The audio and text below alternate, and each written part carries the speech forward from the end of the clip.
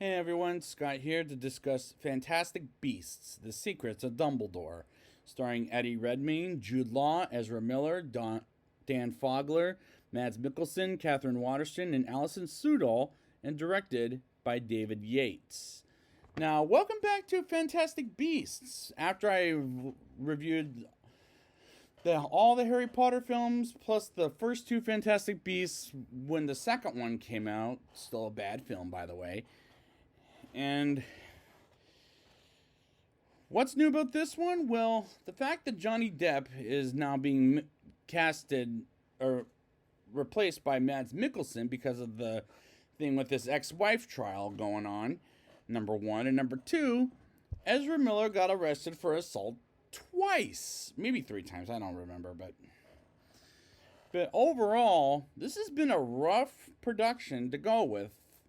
So let's get into this and see if it's any rougher than the last two movies.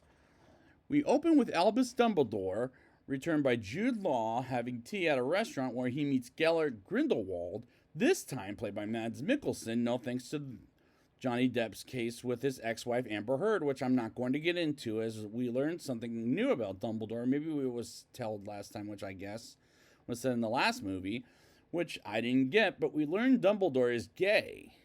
Not that there's anything wrong with that, which is something I didn't remember in the Harry Potter films, as they have a chat where Grindelwald will run for Minister of Magic, and Dumbledore can't do anything to stop him, as we learn Dumbledore says in a line he was in love with Grindelwald and used to want to join him, but knows Grindelwald is up to something evil, as Mads Mikkelsen is a good second choice to play Grindelwald, whereas Johnny Depp had the presence of Grindelwald, in my opinion.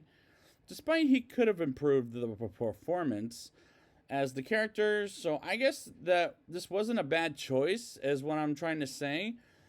We move on to at nighttime when in the forest, Newt Scamander, returned by Eddie Redmayne, goes after a beast that looks like a deer, as it gives birth to twins. One will get killed while Newt is being chased by Grindelwald's guards, or minions I'll say, including Credence Barebone, returned by Ezra Miller, whom kills the beast, but not the newborn yet, as they take one while Newt is down, which happens to be male, and Newt has another one that is female, and I felt so bad for the beast that gave birth to the twins, as the special effects do look kind of bad, but not as bad as the first two Fantastic Beasts films. And honestly, the more of the movies they make, the more people will think this is getting old.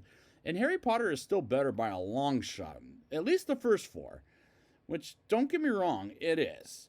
Credence brings the baby male beast to Grindelwald, and after he has it delivered to him, Grindelwald suddenly kills it, which made me a tad bit upset, because why would you kill a newborn beast like that? Which is the thing will later on bow to him as becoming Minister of Magic, despite that I know what evil looks like. That plan didn't make any sense to me. Newt takes his brother Theseus to see Dumbledore to ask Newt to make a team in order to stop Grindelwald from becoming Minister of Magic, and we get special effects that are nifty, like a magic jewel that cracks the walls, in which my opinion needs to improve. Queenie, returned by Alison Sudol, is curious about why Credence is the evil man that he is, despite he's a Dumbledore, which we learned at the end of the last movie. And honestly, I thought during that scene, because of a recent turn of events of Ezra Miller getting arrested for violence, he was going to attack Queenie, but thank goodness he didn't do that by the end of the movie.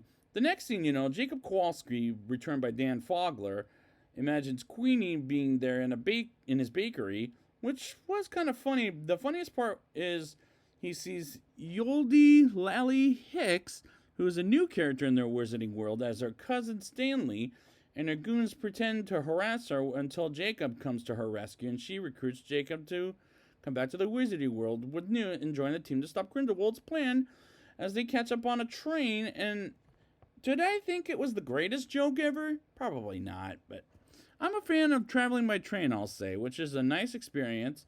And they also have use of karma, and we also have Newt's assistant for 8 years named Bunty Broadacre? I don't know if I said that right. Please forgive me. Who I think was in the last movie, and Newt gives Jacob a wand while Tina Goldstein is busy, but will come back at the end of the movie, returned by Catherine Waterston. And am I having a good time with this? I'm honestly am having an okay time with it, which is better than the last two movies in my opinion. They arrive at Berlin and they split up as Yusuf goes to join Grindelwald while Bunty takes Newt's case of beasts for safety reasons, and Newt, Jacob, Lally, and Theseus walk around to go to a ceremony where they deliver a message to a candidate named Fogel that will obviously not win the Minister of Magic at the end of the day, as he makes a speech and Theseus gets captured while Grindelwald's minions, looking suspicious, and they give the nomination to Grindelwald, which is a stupid scene to begin with. And the movie is a little too long for that. Could have been in editing, and this could have been in the editing room floor, in my opinion. Professor McGonagall, not portrayed by Maggie Smith, but by a younger actress, knocks on the door, and Dumbledore's brother insults her as his brother's character is kind of pathetic. It's kind of pathetic, and why bring Professor McGonagall into this movie really bugged the daylights out of me, as this is becoming the robbery I feared from watching the trailers. Dumbledore, and that's what I said last time with Fantastic Beasts 1 and 2. Those movies have been a complete robbery. Let's see how this continues to go. Dumbledore visits Newt, Jacob, and Lally as he warns them and sends Lally and Jacob to go to a party as Newt goes after his brother during those scenes while Bunty asks someone to make 24 suitcases while Yusuf is pretending to be on Grindelwald's team while spying on him, while Credence is spying on Dumbledore, while Dumbledore was writing messages on the mirrors earlier in the movie, and they have an okay fight at best, as Dumbledore asks Credence to forgive him, while telling the truth about how they had no idea he was lost all those years ago. And why didn't they say that in the second movie? That I'll never know. This movie is ridiculous. And same with the last movie too, I'll say, or the first one.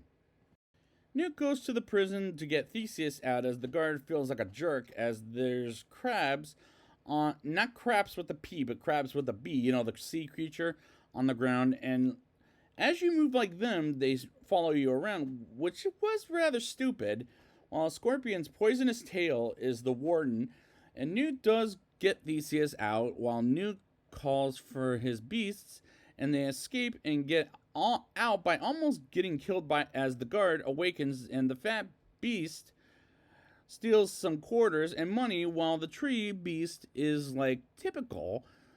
And Newt and Theseus meet up with the two beasts and escape, and I found this scene quite dumb, honestly.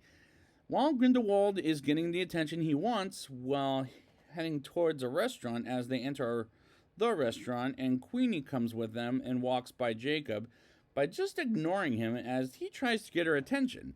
And Jacob goes up to Grindelwald and tells him to let her go, and Lally, for some reason, makes Jacob use his wand like a muggle, as he's not magical as a human being, he's a muggle. Jacob and Lally escape the party while Grindelwald wants to go to war with muggles, and these shots were a little underlit in my opinion, particularly the prison scene with Newt and Theseus. Newt, Theseus, Lally, and Jacob meet up at Hogwarts. And it's funny that we're going back to Hogwarts after all these years and get to Dumbledore and explains Grindelwald's plan and gives these 3 points to Hufflepuff, which was the only time anybody cared for Hufflepuff in the trailer as well as in the movie, which will be the only time, but I never really cared for it as it didn't matter in Harry Potter, and it doesn't matter in all 3 Fantastic Beasts movies, which is a real shame while they go to Dumbledore's brother's house as they meet up with Bunty, as well as the female beast we met at the beginning of the movie, as we learn they bow to pure heart to make Minister of Magic later in the film, or any pure-hearted magic people, which kind of makes sense for plot reasons. Newt learns Credence he wants to come back to Dumbledore, as he also learns why everybody else knows which is Credence is Dumbledore, And how many times are we going to be told as this is the Wizarding World of Harry Potter for dummies, which is unfortunately really problematic for this movie. As director David Yates asks the audience at times, "Did you know I made half the Harry Potter films?" Which, well, I personally think you really need to knock that off. Like, you need to knock it off with that. I mean, seriously, you're making Fantastic Beasts, right? While there were times you can sense the score from Harry Potter, and just seriously, knock it off right now as you're making a different movie that leads to a better movie than this. Grindelwald tries to resurrect the male beast to make everyone think he's going to bow to him, which is again not making very much sense for plot reasons. While when we go back to Hogwarts, we once again hear the score from Harry Potter, which, ugh. And Dumbledore, Newt, Jacob, and Lally and Bunty grab a suitcase that looks like the same case Newt had in the first two movies, which I'll give the movie this is kind of clever, while the shots are getting a little annoying in my eyes. Lally and Theseus fight some evil wizards as the special effects are kind of nifty, and as they get caught, they're forced to open the cases, which doesn't have the Fantastic Beasts, and the monster books from Prisoner of Azkaban attack the bad wizards. And Dumbledore's Phoenix is there, and Credence feels Dumbledore's presence, and Queenie warns Jacob he's in danger and tells him to get out of there as Jacob wants to marry Queenie after all this is over. While Newt gets to Grindelwald's private entrance, while one of his minions wants to take Newt's case and knocks him out briefly, while Yusuf joins Lally and Theseus and knocks down Grindelwald's other minions as Newt wakes up and runs up to Grindelwald. And the male beast bowed to Grindelwald as he wins the Minister of Magic position and harms Jacob in front of Newt and Queenie as he goes to war with the Muggles, and Dumbledore's Phoenix arrives and does Credence and exposes the truth about the beast and shows the world it's a fake. And the minion burns the case, and Newt explains how he knows Grindelwald doesn't have the beast, as he proves it by showing the world Tina watches from America. And one guy, Anton, lands one of the creatures, and it bows down to Dumbledore as pure-hearted, and the next Minister of Magic, which worked like a miracle, I'll say. While Grindelwald almost kills Credence until Dumbledore and his brothers save his life. And this is something I'm sort of okay with, but what I'm not okay with is going on a white world where Dumbledore and Grindelwald fight as they feel each other's hearts, which made me think of how cliche this fight is, as Dumbledore wins and Grindelwald loses and escapes, and Jacob keeps the wand and gets back to Queens. Jacob, Queenie get married finally at Jacob's Bakery, with Newt as their best man and Tina as the maid of honor, as Catherine Waterston was on set for one day, which is something I get the impression of while Dumbledore walks away. And I wish this was the ending of the movie series and was the ending of the series, but J.K. Rowling has a couple more stories in mind. Not as I get the impression she's running out of gas for telling these stories, as Harry Potter is still, in my professional opinion, the better movie. Now it's time for the rating. I'll give this movie a 4.3 out of 10. Still not as good as Harry Potter, while Mads Mikkelsen is an adequate second best Grindelwald, as he had presence, but not as much as Johnny Depp, in my opinion. And this movie had the score that David Yates asked the audience, "Did you know I made half the Harry Potter films?" Which has got to stop, because the audience knows you're not making the better movie. The special effects are nifty, and out of any of the Fantastic Beasts, in my opinion, this one has the best plot. But it's unfortunately not Harry Potter good. And the fight scenes at the end were kind of getting predictable and cliche after a while. I wish the ending was the ending we had more for the entire series, but nope. J.K. Rowling has 2 more movies to go, which makes me sad, as this got another $20 out of me, and she's flipping me upside down trying to get another $20 out of me.